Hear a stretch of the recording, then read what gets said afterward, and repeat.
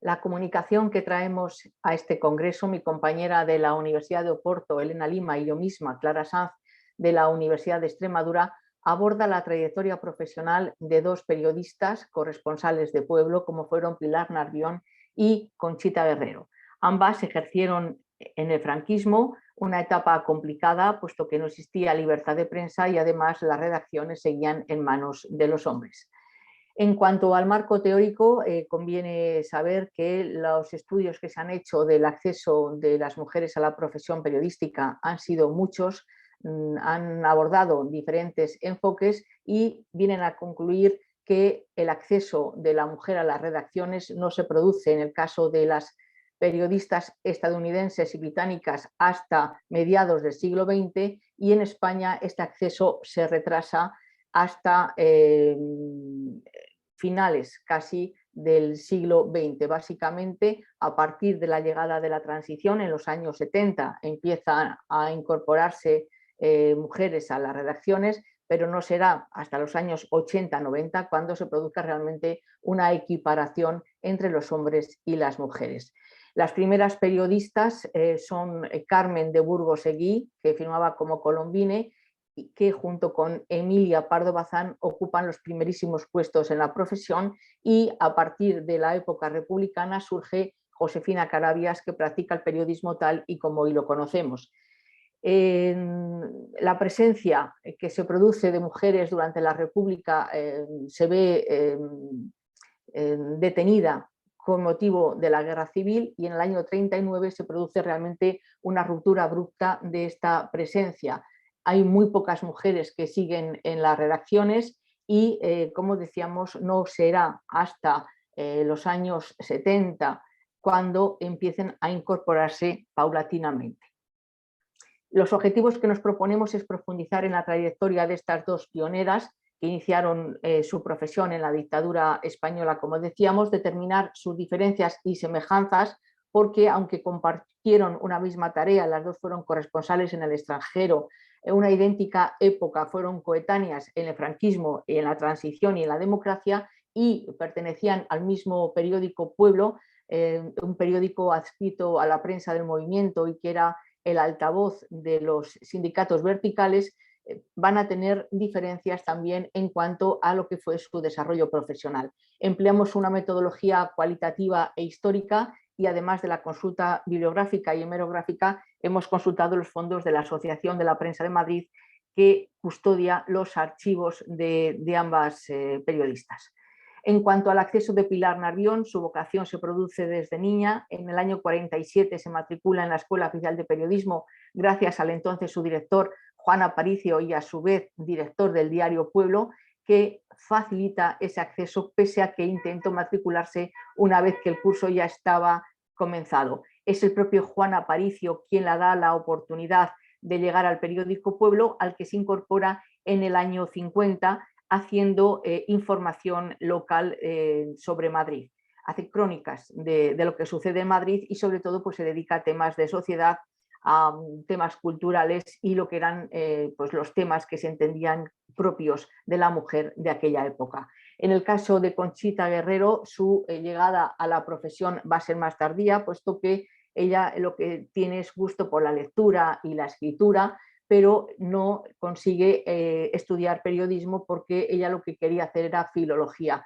No le permite su madre, después de la Guerra Civil, hacer estos estudios porque decía que no eran propios de mujeres, y se casa muy joven con Adolfo Lizón, a quien destinan como profesor de literatura al Instituto Español de Lisboa, y Conchita Guerrero le acompaña en esta aventura. Se trasladan los dos a vivir allí, y lo que hace Conchita Guerrero es ayudarle a la transcripción mecanografiada de sus novelas y también de las crónicas que él remite a la agencia Piresa, la agencia de la prensa del movimiento, de la cual él era corresponsal también en Lisboa. Por tanto, Conchita Guerrero llega a la profesión por su gusto por la escritura y la lectura. En ese momento escribe muchas cartas a sus amigos en España contándoles el tipo de vida que llevan en Portugal. Una de esas cartas llega a manos de Emilio Romero, ya director del diario Pueblo en el año 52 y la ofrece la corresponsalía en Lisboa. Pilar Narvión se convierte en corresponsal de Pueblo en Roma en el año 1956.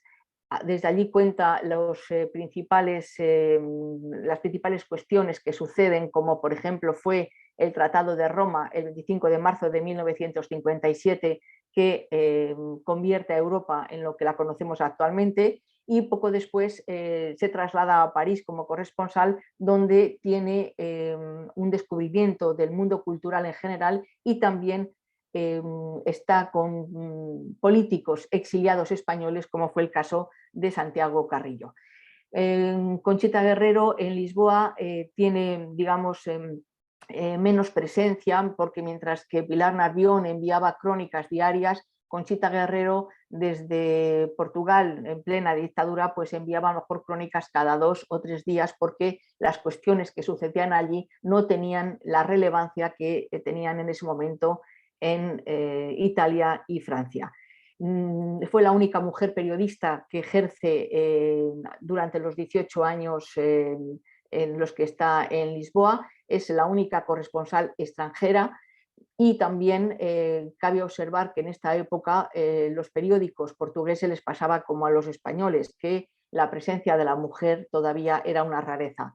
Llevó a cabo una labor de acercamiento cultural junto con su marido. Los dos eran corresponsales, él de la agencia Piresa, ella de Pueblo, y eran invitados prácticamente a todos los acontecimientos que se organizaban, y fueron condecorados con la Orden del Infante Don Enrique, precisamente por su contribución a reforzar los lazos de amistad entre España y Portugal.